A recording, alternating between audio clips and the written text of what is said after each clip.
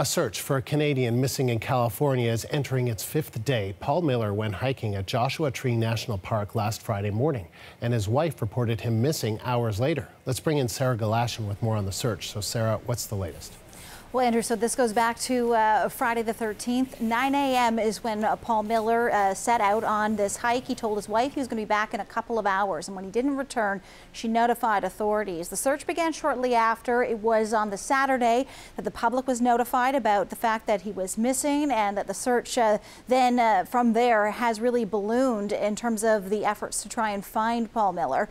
If we can put up the missing poster, because this is the reference that searchers are using in terms of trying to locate him. Paul Miller is a 51-year-old man from Guelph, Ontario. What we understand is that he didn't have a cell phone with him at the time that he set out on this hike. His car was found parked in the lot near the 49 Palms Oasis trailhead in Joshua Tree National Park. Now, this is a trail, according to the park website, that would normally take you about 2 to 3 hours to complete. It is the shortest of the marked trails within the national park, and that 2 to 3 hours would be a round trip. It's actually fairly easy to navigate because it's one way in, one way out. In other words, you go all the way in, turn around and come back, although spokespeople for Joshua Tree National Park have described this particular trail as rigorous. And then there's the heat to consider. Right now, just checking the temperatures in that area of California, 36 degrees Celsius. It's right now midday. It's potentially going to get hotter through the afternoon.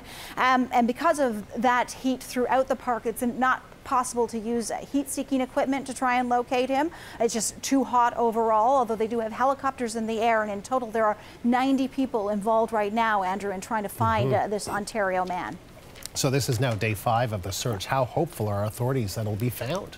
Certainly, things are very urgent right now. That's absolutely for sure. And the longer this goes, certainly that's not good. That said, there has been rainfall recently, and there have been some recent searches that do give rescuers reason to hope. Previously this year alone, there have been at least 3 people who have gone missing, and there have been injuries involved in some of those cases. And in one case, the person was missing for 4 days, and in all 3 cases, those people were found alive. If we can, I want to put up the map very quickly here to give you a sense of where this is located. Joshua Tree National Park, for those who don't know, is about a 2-hour drive from Los Angeles, a hot city in itself, but the national park is desert-like conditions. So as I say, heat very much a concern. That rainfall, though, it was significant. Last week, over several days, they had 48 millimeters of rain.